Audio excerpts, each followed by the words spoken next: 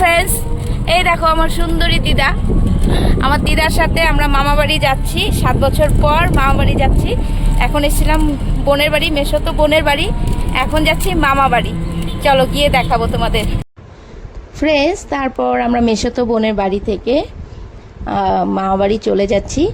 কারণ আমার মেসোতো বোনের বাড়ি আর মামা বাড়ি আলিপুরে একই জায়গায়, তো বেশি একটা দূরে নয়। তো দেখতে দেখতে আমরা চলেও এলাম মামাবাড়ি। অনেক দিন পর যেহেতু মামাবাড়ি এলাম, সব কিছু যেন আমার কাছে একটু অন্যরকম লাগছিল। কারণ আগে সেই পরিবেশটা, আগে সেই মানে সৌন্দর্যটা আর নেই। তো যাই হোক, বিকেলবেলা করে এসছি মামাবাড়ি। মামারা সব মানে ঘুমিয়েই আছে। বিকেলে সবারই একটু শুয়ে থাকার অভ্যাস। তো এই দেখো, এটা হচ্ছে আমার বড় মামা। আর বড় মামার এখন শরীরটা খুবই খারাপ, তো ওর জন্য এখন আর মামা কাজে যায় না। অ্যাকচুয়ালি আমাদের দুই মামারই মাছের ব্যবসা, মাছের দোকান। তো এখন আর কাজে যায় না, ছেলেও বড় হয়ে গেছে, দরকারও নেই। মামা তাই এখন বাড়িতে রেস্ট নেয় একটু। আর পাশে ছিল ওটা আমার বড় মামি। আর এখন বড় মামিরই ছেলের ঘরে চলে এলাম। বড় মামির ছেলে, এটা হচ্ছে আমার এক ভাই। তো এখন বড় মামার ছেলের ঘরে চলে এলাম। আর ওর ঘরের পাশেই মামার ছাদ বাগান ঘুরতে চলে গেলাম।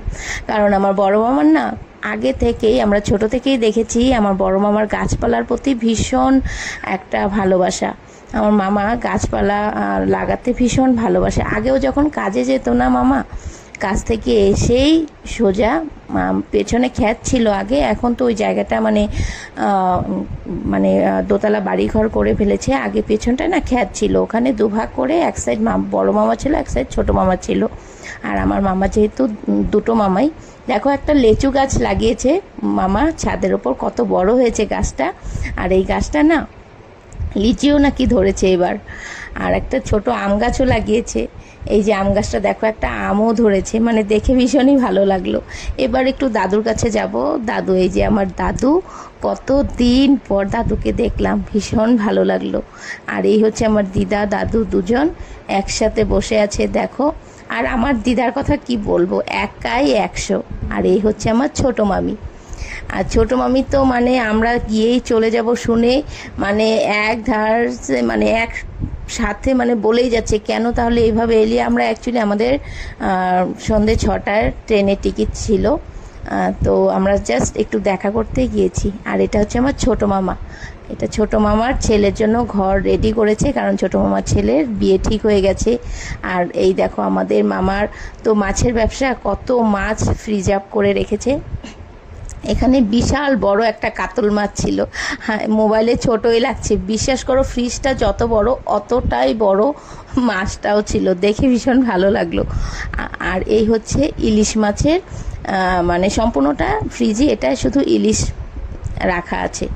হ্যাঁ, তো আর এবার দেখো সবাই মিলে আমরা একটু গল্প করছিলাম, কারণ অনেক দিন পরে এলাম। তো সবাই মিলে একটু গল্প করছিলাম।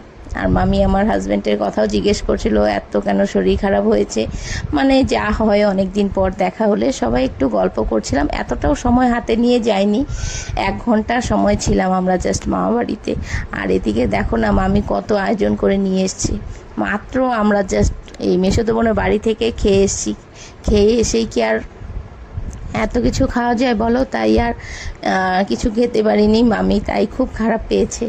আর 1 ঘন্টা পরেই আমরা একটু বেরিয়ে পড়লাম, কারণ সামনেই আমার বড় মামার মেয়ের বাড়ি। বললাম না, আমাদের রিলেটিভ সব সেখানেই, আলিপুর, কোচবিহার, নিশিগঞ্জ, মানে এতটুকু জায়গাতেই আমাদের সব রিলেটিভ। শুধু আমিই বাইরে পড়েছি আসামে, আর আমাদের সব রিলেটিভ ওয়েস্ট বেঙ্গলে।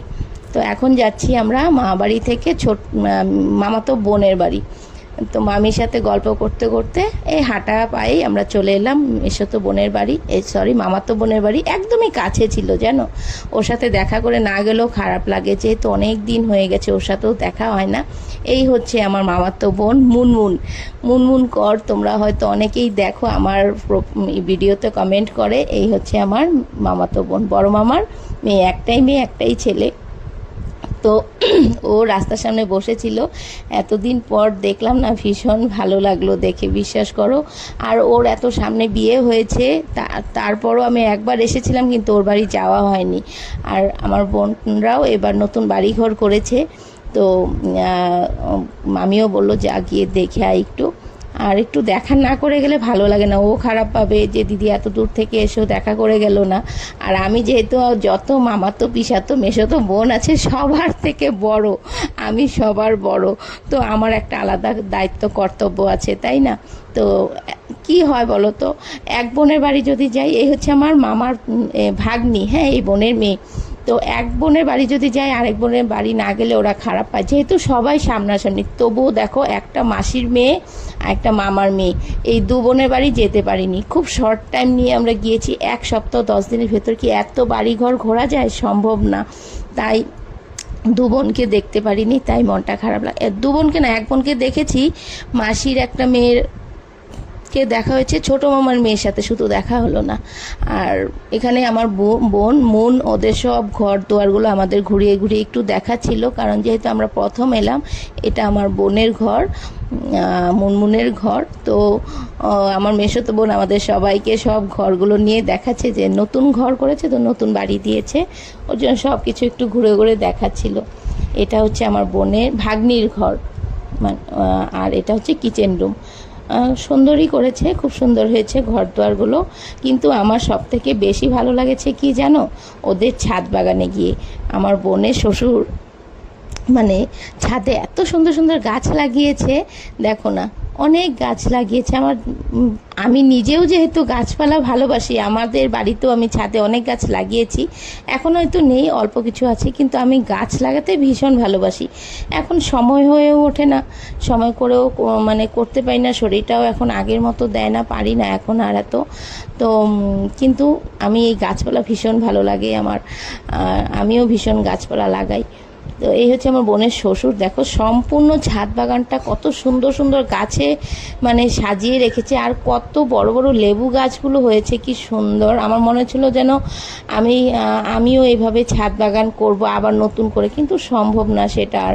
দেখো না, একটা রোজও ফুটে আছে, এখানে কুলেখাড়া গাছ থেকে শুরু করে আমি সব কিছু গাছ পেলাম ওদের ছাদে, এত ভালো লাগলো, বিশ্বাস করবে না তোমরা। একটা মেহেন্দি গাছও হয়েছে, আমরা যেটা মেহেন্দি পাতা হাতে লাগাই, আমরা তো আগে যেটা বেটে লাগাতাম না, সেই গাছটা, সেটাও একটা অনেক বড় গাছ হয়েছে ওদের ছাদে, দেখালো বোন সেটা ঘুরে ঘুরে, খুব ভালো লাগছিল বিশ্বাস করে। এই যে এটাই ছিল মেহেন্দি গাছটা ওর পেছনে। আর আমি একটু আমার হাজব্যান্ডের জন্য কুলেখাড়া পাতাও নিয়ে নিলাম। তো সব কিছু শেষ করে জাস্ট আধা ঘন্টা ছিলাম ওদের বাড়ি। দেখো এবার আমরা চলে যাচ্ছি, যেহেতু জংশন থেকে, আলিপুর জংশন থেকে আমাদের টিকিট কাটা ছিল, তাই ভাই গাড়ি করে, ভাইয়ের যেহেতু নিজের গাড়ি, মামাতো ভাইয়ের, ও গাড়ি করে আমাদের স্টেশনে ছেড়ে দিয়ে এলো।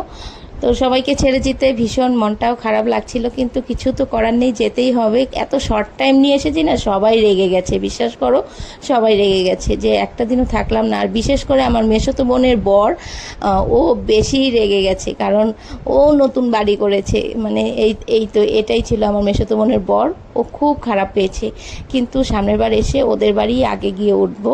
আমার হাজব্যান্ডও বলেছে ও খুব খারাপ পেয়েছে, নেক্সট বার গেলে ওদের বাড়ি গিয়ে উঠবো। কাদের বাড়ি ছেড়ে কাদের বাড়ি গিয়ে উঠবো, এটাই প্রবলেম হয়ে যায়, সবাই খারাপ পায়। আর সবার বাড়ি না গেলেও হয় না, যেহেতু আমরা অনেক দিন পর পর যাই। এবার দেখো 7 বছর পর গেলাম, হ্যাঁ। তো এত বছর পর গেলে সবার সাথে একটু দেখা না করলেও হয় না, সবার বাড়ি একটু না থাকলেও হয় না, সবাই না হলে খুব খারাপ পায়। তো কিছু করার নেই, এই শর্ট টাইমের মধ্যেই আমরা গেছি, আবার যাব। তো এখানে স্টেশনেও আমাদেরকে ছাড়তে সবাই এসেছে, দেখো সবাই কত ভালোবাসে আমাদের। তো ভিডিওটা কেমন লাগলো অবশ্যই কমেন্ট বক্সে জানিও। ওকে, বাই।